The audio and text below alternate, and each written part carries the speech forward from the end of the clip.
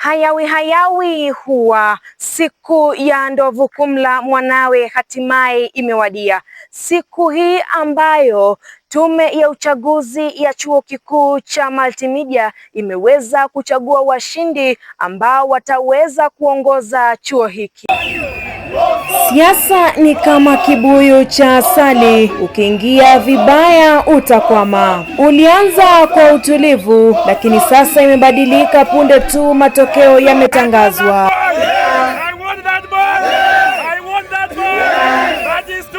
Wanafunzi wamekusanyika kwa wingi kwenye maeneo haya wakiwa na majivuno ya kushinda kiti cha uongozi katika mazingira ya ushindani mkali. Kuna mshindi wetu Kefa, Super G, Kefa Ukari. Elections imekuwa fiti manze, watu wamejibamba, ilikuwa free and fair.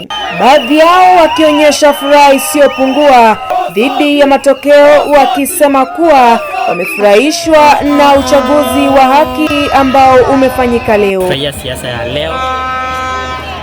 Kiongozi ambayo tulikuwa tunataka ashinde kwa kweli ameshinda.